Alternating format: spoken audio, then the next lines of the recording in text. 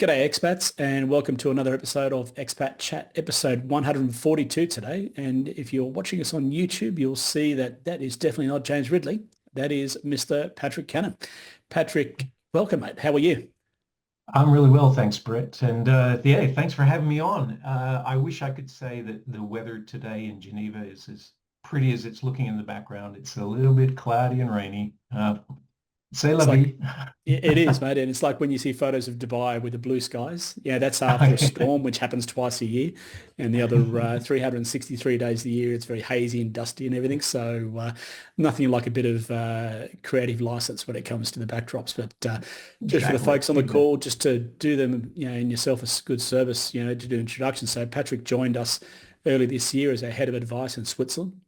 And it's a funny one because when I talk about Switzerland as an expat destination with a lot of clients, it's not something that really pops up. And I would say, and this is why you're on the call, to set the record straight, usually there's a couple of reasons why Australians end up in Switzerland. And the purpose of today's call is really to sort of dispel a few myths, highlight a few, pain points that people need to be aware of, but also to just lay the groundwork for good contextual information that helps folks make informed decisions. So, mate, let's keep the compliance officers happy in the world. Let's get Yeah. that disclaimer out of the way. All the information that Patrick and I are going to talk about today should be treated as informational and educational purposes only. Please do not construe this information as personal advice. If you do need to seek personal advice, please speak to a specialist like Atlas. So, mate, let's hear about. I always find people love to know the story of who they're listening and watching. Mate, give us your backstory. Well, yeah. Well, I was listening to why would people move to Switzerland, and I think it's generally they're either fall in love with someone or they work for an organization that transfer them or maybe they have a midlife crisis. And I think I might have fallen into the final category. Insofar as I was in a situation where I used to run a financial planning business in Australia and we'd enjoyed some success and my succession plan was complete and I'd sold out of the business. My children were grown up. I was single, and I thought, I was in my early 50s. I thought I can either kind of stay in Perth and do the same thing, or this is probably a chance to make a really big change. And I chose that latter course. I had some contacts in Switzerland who invited me to come and work in their business, which wasn't financial advice. It was more a boutique coaching and mentoring business. So that was kind of the catalyst to allow me to come over here. Um, and then once here, I kind of fell in love with the place. The coaching side of things didn't work out with that business, but because COVID happened.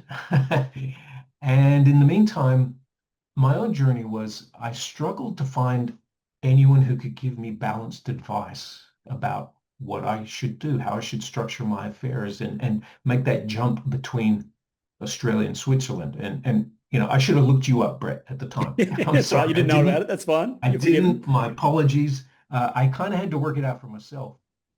And subsequently, I got contacted. I would get contacted by other Australians here who had questions about money that I've met, or former clients even back in Australia. So yeah, it's a bit like the Godfather movie. I thought I got out and they just dragged me Drag you back. back in.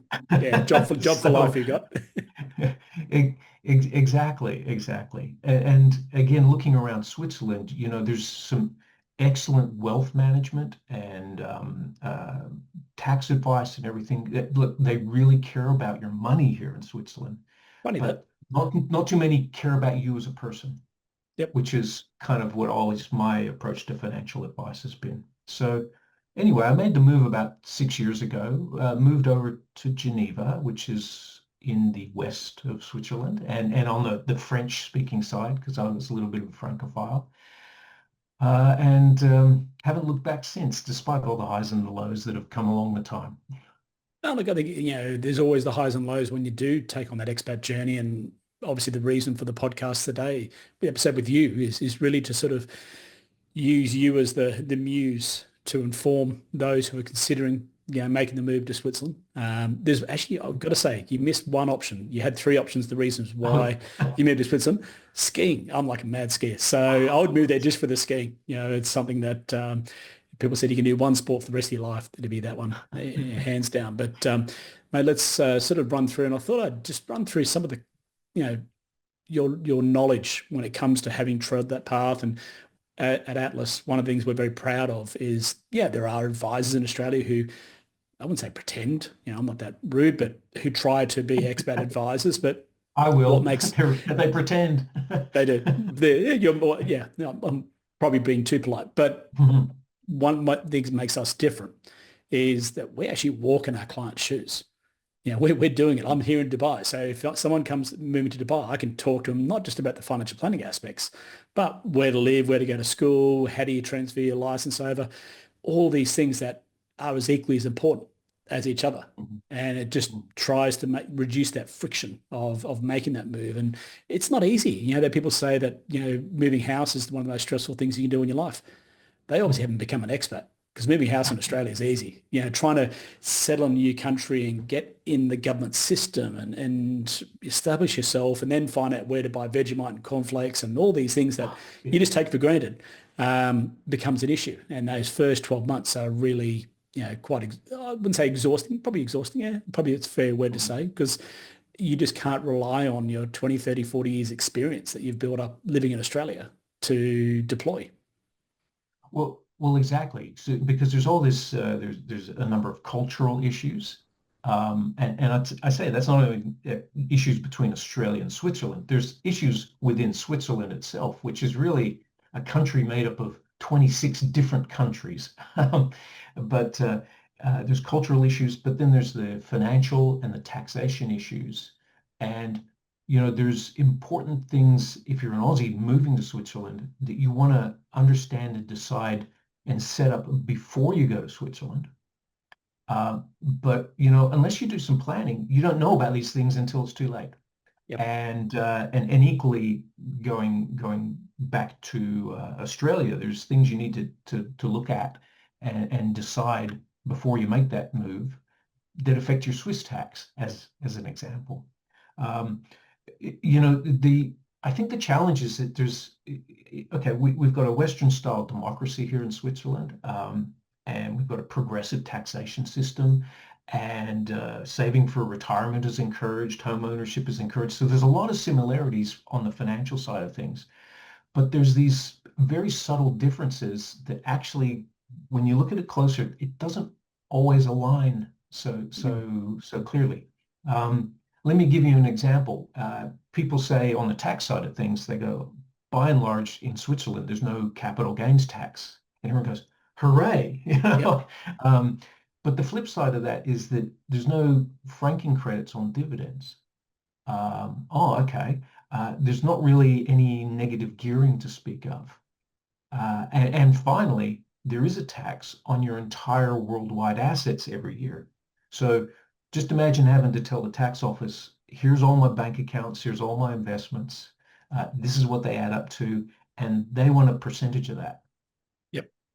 If it's yours when you become a Swiss tax resident. So there's similarities, but just enough kind of difference to make it go, oh wow, that's a bit different. How do I deal with that? Bit of Swiss personification, isn't it? So, and that actually leads to my first question, because I understand a little bit about it, not to be dangerous, but I'd love to get your deep dive on it, because a lot of people wouldn't be understanding of the Canton system in Switzerland that exists. So, can you just run us through what that is, because that can make a difference on your tax as well too, can't it? Well, totally. Imagine you live in Sydney, and you get a job in Melbourne, and you decide, instead of living in Melbourne, I'll commute from Sydney because my income tax is going to be a lot lower. Okay. And that's really what you have, except that they're very, very close together. So the main taxation power resides in each of the cantons, and there's 26 of them. Now, over the top, there's a federal taxation, but that's only like 7%. Okay. And it's consistent across. But within the individual cantons, and sometimes even within the individual principalities of a canton, you can get different tax rates. So, I know of someone who, a little bit like that example, lived over in Zurich, and they got a job in Geneva. And they were initially planning to move and work in Geneva. And then they discovered that the tax rates in Geneva are significantly higher. And and it was going to make tens of thousands of francs difference per annum. So they went to their employer and said, look, can I just mainly work from home and I'll come to Geneva 2 days a fortnight? And that's the way they solve that problem. So the cantons actually compete against each other in terms of their services and their taxations to try and attract people and economic activity. And when you think they're all, at worst a couple of hours of drive away from each other, it can really make a difference. Maybe sometimes even what side of the street you live on. Definitely. Uh, Definitely. Because there's places like Zug and those sort of places that are really trying to compete against Zurich and, Uh, yeah. exactly, and that's a classic example. You get the Zurichois who actually live in Zug, and they just catch the 20-minute train every day, or drive their Ferrari in, or their McLaren or something like that, Yep. Yeah. and save themselves 20,000 to 30,000 dollars a year in tax or francs. Um, they Yeah. probably actually catch the train because there's also a thing here in Switzerland with the speeding tickets where they can be assessed against your capacity to pay. And so rather than a bog standard, 40 franc fine, it's like, okay, you earn a million, we'll charge you 50,000 francs for being 20 k's over the limit. I mean, it's like, Yeah. you know, No, it's a just, different, it's certainly a different way of doing it. That's for sure. And, to me, I guess as someone moving casting my back 6 years ago, what was the one thing that you wish you knew that you do now about moving to Switzerland? oh wow, the one thing I I think from a personal point of view, if I get away from the money for the moment, it's understanding the importance of connection to the community. Um, I felt that quite a bit, insofar as, I'd been in Perth for 40 odd years, and, it's still a small town. Yeah. You Everyone go, knows you each go other. into the city, everyone knows each other, or they know someone who knows someone. There's two Yeah. degrees of separation. And then you suddenly come to Geneva as I did, a bustling international city, and you know no one. I Yep. mean, you literally, The isolation. Yeah. it's yeah, it's tough to do. And then, of course, even though in the major cities English is very much spoken very, very broadly, there's still all the official documents are French, German, Italian, and you've got to go, well, what does that mean? And the different phraseology. So I think for mine it would be a bit more preparedness around that, and I should say have a strategy to get engaged with the local community. Because as you can imagine, Switzerland, they see, and particularly in Geneva, there's a huge international community with the United Nations. People come in for 2 or 3 years and they get transferred out.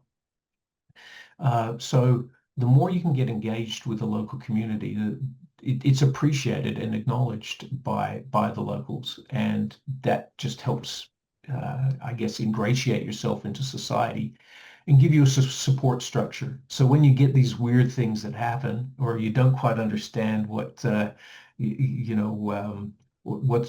do I have to get a poor suite to show that I can afford my rent? Yep. No, that means no, it means you don't owe anyone any money. Okay. Yep. Okay. You've got some people just to help you on your side. Definitely. And I think that's the big thing, isn't it? It's you don't know what you don't know. And as Aussies, we love to think, yeah, she'll be right, and we can wing it when we get into these countries. And we see it in the Middle East all the time as well too. We always talk to folks about you almost have to be humble and be almost vulnerable. You have to put yourself out there because, as you say, if you don't, you will sit in the house by yourself forever without putting yourself out there. And I should also mention to the audience as well that you wear two hats. So as well as being the head of advice for us in Switzerland, you're also the chair of Auscham Switzerland, the Geneva chapter. So do you want to talk about that? I think that's an important part and sort of leverages on your community talk. Yeah, well, I think it's an example of me trying to live the advice I give others. Insofar as we came out of COVID, I kind of realized, Patrick, it's important for me to be more engaged in the community. And a natural starting place was the Australian Swiss Chamber of Commerce, which is a non-profit organization we seeking to not only build networks for Australians within Switzerland, but between the two countries and foster commerce between those two. For me, it was just a chance to meet a few more Australians and hear a familiar accent and make some friends. And so I did that, and I'm now one of the directors. And part of it was me saying, "Hey, let's get some more activity happening in Geneva," and which the chamber was very supportive of. And it was great. I discovered that there's actually a surprising number of Australians throughout Switzerland, ranging in all sorts of things from working in UN organizations to being senior management in large corporation, but a surprisingly number of entrepreneurs and small business Australians. Um, because the Swiss are great entrepreneurs as well, and they really admire people who give things a go, which is very much, I think, an Australian characteristic too. So yeah, for me, participating in the Australian Swiss Chamber of Commerce was a chance to grow my own network and make friends, but it was also a chance to put something back into the community. And we're very well supported by our trade mission here in Geneva. Uh, we have I was going to say a new ambassador. I think Her Excellency Elizabeth Day has been the ambassador now for nearly a couple of years, but she was recently appointed as the first Australian ambassador to Switzerland in about 20 years, if I'm not mistaken. And the chamber has a great relationship with her. She's our patron. In fact, she gives great support to the chamber.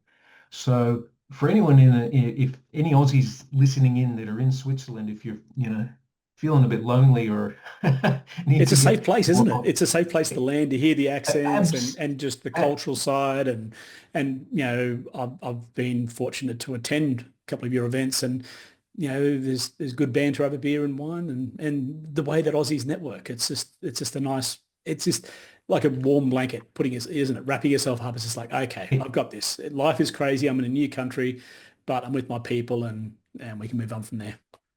well, totally, totally. One of the cultural differences, and of course, I'm always putting my foot in my mouth and that sort of thing is if you went to if you go to a, dinner party or a barbecue in Australia, uh, if you're anyway halfway friendly, you come away and you've got your next 3 months, if you're new in town, 3 months of weekends booked in with the people you met, that come around for, um, whereas in Switzerland, it's like, okay, it's lovely to meet you, and they're very polite. And, but, yes, well, we'll see if you're still here in 5 years, and then we might have a cup of coffee. You're I very, want to see you very lay the groundwork. reserved. Yeah. Very reserved, yeah. Whereas here I am is, I meet someone on a Saturday night, I call them on a Tuesday, hey, g'day, remember? And they're like, who are you? I think that's the funny thing, isn't No, it? It is trying to learn how to stay true to your Aussie roots, but also not be offended by, your sort of your home country and the way they work, and finding that balance between the two, I think is a difficult one. Here in Dubai, it's speed networking because 89% of the population is not from here. So 89% of the population is like you, that they've mhm, moved here. They don't know anyone else. So mhm. connections is incredibly easy. But if you went from Dubai to Switzerland, which is the complete opposite, I'd imagine you'd be a bit of culture shock there. Definitely. Here the wealth generally and the connections are quiet and understated. And it's not uncommon where I'll go to a place for the morning coffee and you'll see a couple of people walk by and you realize, okay, yeah, she's a billionairess, he's a Yeah. billionaire, Yeah. and they're just walking, with either with a Yep. friend or with the newspaper under their hand, or it's like, okay. Um, and it's very much who you've known all your life. Now, Yeah. the interesting thing though is that's changing. And you see, I'm seeing in this next generation of Swiss, particularly in business, there's this hugely dynamic entrepreneurial spirit. There's a lot of involvement in the tech area, where they say, no, let's have a specific networking event. I know one fellow in particular who regularly organizes meetups specifically for startup founders and investors. And the whole idea is, get together in a social gathering and you get to meet these people, and they do it in an organized sort of fashion.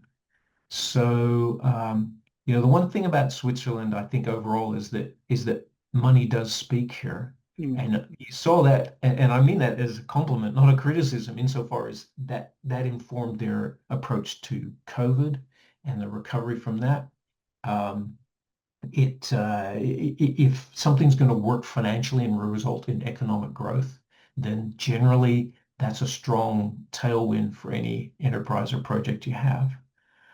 On the social side, there's a lot of social protections in place too. So it's not like they're just favoring the rich at the ignorance of everyone else.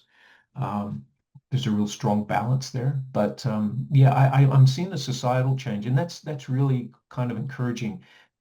This next generation is very much world focused rather than That or introspective. less Yeah. insular, I guess, is what I'm trying to say. Mhm. And what would be I guess, for someone considering Switzerland, the big pros and the big cons that people should need to balance out? Yeah. So what the pros are, I mean, it's physically just a beautiful place. Mm, Um, stunning. it's just, yeah, it's stunning. And whether it's mountains or lakes, which by the way, in summertime, water temperatures 25, 26 degrees, very much warm enough to swim in. It's beautiful. It's a very safe society, a very law and order, and that can contrast with other countries around us. So that's good. Some of the cons are it's expensive. Yeah. I thought I was doing okay, Brett, in life until I came to Switzerland, and then I realized You realize it's a good mark to it's market, isn't it? exactly, exactly. No, no, but everyday items are expensive. Look, wages match that, so it's quite okay. And in fact, the joke going around Switzerland now is that if you're the best way for Swiss to save money is to go on holiday Yep. because Not spend it locally. yeah, it's like, I saved more going to Fiji for 3 weeks than I did staying at home. Yep. So that kind of mentions it. For example, with housing, interest rates are very, very low. I think, they're either high 1% or low 2%. Wow. Imagine that getting on a Wow. mortgage. But properties crazy expensive. Yep. I saw a bargain on a 50 square meter apartment in the old town. Absolute bargain, 1.2 million francs, which is Oh, about not dollars, folks. 2.3, Yeah. yeah, Yeah. yeah, 2.3 million Australian dollars. But 50 hey, square for that meters. you do get a room, a kitchen, um, and a bathroom with a bathtub. Okay. Done. Sign me up. I mean, you don't get much sunlight. It's on the second floor in an enclosed, So we're not you even know. talking about water views or that sort of No, stuff. We're no, talking forget, just no, the whole forget, town and that's it. forget that. Yeah, but if you don't want to buy, you can rent. In fact, I'm not sure if it's the majority, but I would say a very high. If it's not the majority, high minority rent. Uh, but rent's very, very expensive as well. So I'm not sure what the rate is per square meter, but it's a factor of 2 or 3 times what it would be in Australia. I've always So found talking to folks around the world, and we always had that luxury of talking to many folks in many different countries. The stable, clean, desirable locations are always the most expensive. yeah, So if you well, look at the and Singapores or Switzerland's or yeah, yeah, Dubai's sort of getting there, they're not cheap. they're not because they attract people from around the world. I mean, I love Perth, and probably if anyone in Perth's listening, they're going to get upset at me. But the billionaires from the world, by and large, don't want to move to Perth, Yep, but they all want to have a house in Switzerland yep, because they know when if the tough stuff goes down, the world always needs a neutral country yep. Yeah, with and they do a brilliant established job in sort of keeping democracy. that stability, don't they? I think Mm. that's where Switzerland, I'm neutral like Switzerland. It's almost like a tagline these days. Yeah, yeah, exactly, exactly. So, there's highs and lows. I think another relevant point for any Aussies thinking of moving to Switzerland is just how difficult it can be to get a visa. Yep. So come for a holiday, no problems at all. It's part of the Schengen zone. You got 90 days out of 180 you could spend here, and really make it your base for Europe if you want. It's fantastic for that. But to live here and work here, it can be challenging because their visa system, which again, the limits are set by each canton. They have to give priority first to Swiss citizens for any jobs. Yep. Secondly, then they have to choose an EU national. And only thirdly, we're called other nationals, The third world. third world, exactly, exactly. So it's only if you can't find a Swiss or an EU person that you can actually hire an Australian. Now it's a bit different if you can show that you want to retire and you have the means to support yourself and you have health insurance, then that's a little bit of a different path, and that's a bit easier. But I often see people say, "Oh, I want to move to Switzerland and I'm going to get a job," and you go, "Well, you know Yeah. what? But you Very want to get similar, the job first." very similar pathway to the pathway Singapore's gone down. Mhm. Singapore's, it's almost like the Asian Switzerland. They've gone down Mhm. that pathway of hiring locally, and you have to go through a whole process to justify why you're considering and hiring an expat. So it sounds a similar sort of process. Yeah, yeah, it is. And I know in my own experience, that was the process I had to follow. And it's not straightforward. It's not quick. Um, but, I guess it reflects why it's so highly valued. And then ultimately, permanent residency and citizenship is very highly valued around the world because it's not easy to get. Yeah. Uh, Yeah. No, I so, think that's the thing. The so desirable places are always the hardest, aren't they? Yeah, yeah. And so you get these, how that manifests itself in day-to-day life is really interesting because, a lot of Switzerland Geneva is surrounded by France. Yep. If you're watching on YouTube, I think just over this side, if you can see those hills, that's France. Okay. Um, so you have a lot of people living in France where the cost of living is much lower, but then they commute into Geneva every day Yep. and work in Geneva. Um, the minimum wage in Geneva is around, and in fact, all of Switzerland's like this, is about 24 francs an hour. So, Wow. 45 Aussie dollars an hour for that, and that's your basic wage. Yep. So the incomes are quite good. The cost of living in France this happens over near the German border too, is much lower. So you get a lot of daily commuting. Imagine that, a daily international commute. It's like going from New Zealand to Australia every day and back again. I know, I know. I had a lot of joy when I first moved here, just telling my kids, oh, we just drove to France for lunch. Yep. As you do. And obviously there's always that arbitrage too of buying items too. It's probably cheaper in France than Switzerland as well. So Well, you might do your grocery shopping in France. a lot of people do. A lot of Yeah. people do. They just duck over the border every Saturday morning, and so much so that actually, how in Australia we're used to duty-free shopping, and you can only have 2 bottles of wine in your Yep. suitcase or whatever. Well, over here you can only bring in to Switzerland that they're more concerned about meat. Okay, Yep. so I think it's something like a kilo of meat per person per day.